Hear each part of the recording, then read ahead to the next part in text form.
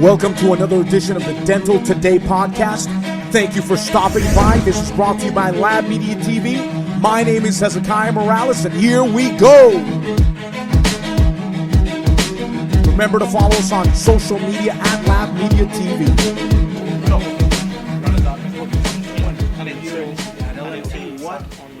What does rolling? I think the DGShape have lined up for the market. That's a good question. DGShape in 2020 has a couple of few gadgets that we're releasing for most of our milling devices.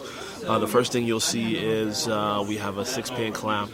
We're migrating from the 3-pin holder that we normally have in a 42W. So now you can get 6 units done in 2 hours. So that's pretty significant.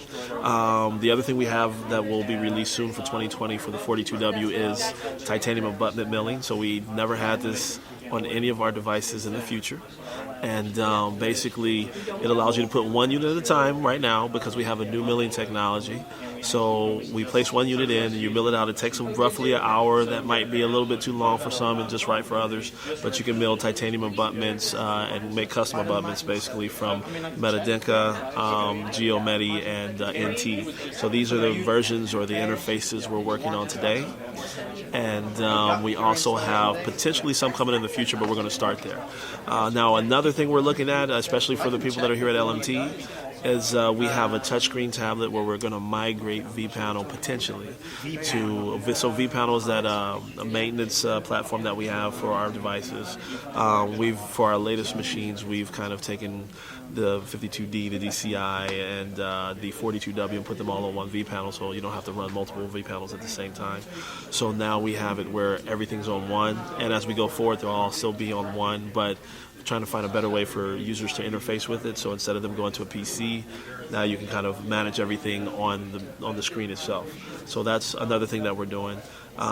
We also have, of course, the time reduction kits, which we've launched for about 1.5 years now. We have a new version where you take the tray, you mill out the teeth indent, so it'll be like maybe about 2 to 3 millimeters off the incisal edge, and then you take prefabricated teeth if you want to use prefabs, and you would set them up, glue them into position. Then you go through the process of polymerizing the acrylic on top of that. So now you have a tray with the teeth in place with the acrylic, and you can mill that on the machine and polish it, and you're done instead of going through any tooth setting process. So we have that option, and then we also have what everybody has requested, which is a C-clamp version for the latest machine. So if you remember the 51D, we have the C-clamp, and everyone can slide the material in, and then they love this idea or concept that started to come out called 90-degree milling. So they mill directly on the facial anatomy of a full arch bridge. So now we have clamps for that, and we have a clamping system. The clamp is actually an adapter, so now you can use that for the 52DC and the DCI as well as the 52D, and you still have capability to that, whereas before our adapter design didn't allow you to do it. So that should excite a few of our users that we have. And then last but not least, the software for DW Index is kind of taking an uplift or upgrade. We're taking it from a PC-based software platform and going to a web app. So it's going to be cloud-based for all your machines, and the data is going to be up there. We have a new design coming. We also are prototyping an inventory management feature that potentially in the future will be paid for, or you'll have to pay for it, but today's users are getting it for free once it's built. We will have a new ROI feature that'll tie into a few other things. So there's a lot of new small things, not necessarily machines, but we have a lot of new gadgets and upgrades to the devices that we currently have that make them accessible. I can also tell everybody that DW Index, if you've seen it, will be available for the 42W, the 51D, and we'll grab all the data from all those machines, and you'll be able to see that live once we get it to the web app. So that's a 2020 in a nutshell. Some things might carry over to 2021. You'll see it at IDS, but yeah, this is what we have planned for this year. So we're very excited about it. I would say maybe the last thing is a printer that we're kind of showcasing at the show. So we have a printer from it's called DFab. It's from DWS. The very unique thing about this printer is that it's cartridge based. You don't have any cleanup. There's no washing of any of the resins. So you pretty much print it on a very small printing platform, take it out, cure it, and you're done. but it only does quadrants. It does about anywhere between 1 to 6 units, and it's temporary because there's no like real solid resin. But the one kicker is it's multi-shaded, so you can actually do a multi-shaded crown as a temporary, and you can print it out in about 10 to 20 minutes, which is different than any other printing device on the market today. So it's a very unique workflow. It does come with a high price point, but it is a unique printer in its workflow. Now, this printer, you said you didn't say it's a rolling printer. It's not a rolling printer. What's the dynamic with this? Roland has always been known for having our own devices and stuff like that.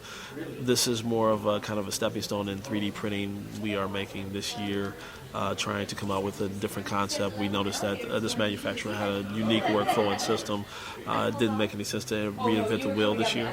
So this year, this is more like I said, that first step. You take it, you see if it works, see what the market thinks, and then if the market likes the concept, then maybe that's something that we take the technology and build something in the future. So that's the concept behind what we're doing, but we want to see what the market thinks, which is why we're showcasing it here today. Now, your position has changed. Yeah, a little bit. The last couple of months. Well, last year actually, almost. Yes, almost Yeah, it has. It has been a year. So how have you been feeling in your new position? What are the new challenges? What are we going to be? Because I'm not seeing you on the floor anymore. No. Actually, I wouldn't even say I'm stuck up here. But no, what's going on is I've taken a different type of product management role. So before I was a product manager of DGA, which is the Americas, your Canadian market, your U.S. market, your Latin America market, and I pretty much wore a few different hats as far as content development, support a little bit. You had trainings, you had speeches and presentations, so I was doing all that stuff. And then business development, and then now I'm migrated to a new role where I've been blessed to work with the headquarters team in Japan, so I work directly now for the manufacturer of the product as a global product manager that has filtered into business development and product testing. So I'm more of a voice of the customer. And for even the new features we have here today, we do a lot of product testing. So for the U.S. market, I'm still based in the U.S. I'm not in Japan, of course. But I do a lot of testing with all of our customers here. And I walk them through the process of testing. I train them, and I am more like their main contact person for anything. And our goal is just to get feedback from our users so we can make better products in the future. That's the whole concept. On the flip side of things, if there's anything that I can use the other talents that I have, which is like prototyping and designing manuals or helping them with ideas for future products, that's also in my role as well. So I'll do that and I'll help out. So I enjoy it. It's been fun. It's more like a focused area of things that all tie into the same concept of coming out with better products in the future, versus the other one was products released and you have to work how that product will fit in your markets, and then take what you have and try to make the best out of it, versus, hey, let's start it from scratch and build it from the beginning. So that's the real concept. So I'm enjoying it. It's been fun. It's definitely been a blessing. That's fantastic. And obviously, some people are obviously missing you on the floor.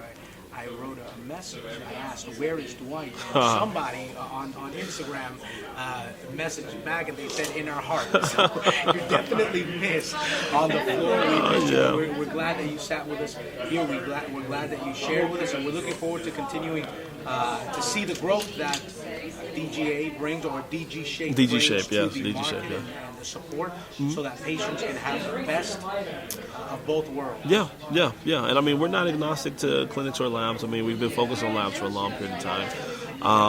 And we have a good team. So I know, even though I'm not down there, we have some very good, capable sales guys that can do the job.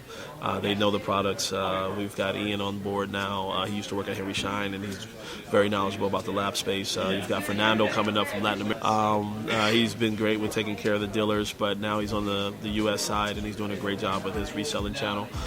We've got Chris, who's now fully a part of our team in Canada. We've brought on Caesar for the Latin America region, and all these guys have knowledge from different areas, and combined they make a great team. So in the role that I have now, it's like I'm trying to help the things that would normally get to us get stopped up here and filtered, so by the time they get it, they can run instead of waiting, if that makes sense. Sometimes you grab stuff, you can run with it. Sometimes you grab stuff, you have to build some stuff and make it work for your region. So that's kind of how I help them now, instead of talking to the customers and trying to help out and all the other great stuff. So it's fun. I like it. It's enjoyable. It's enjoyable. Once again, Dwight, thank you for sitting down with us. Thank you. Thank you for having me. Mr. Dwight Blair. Appreciate it.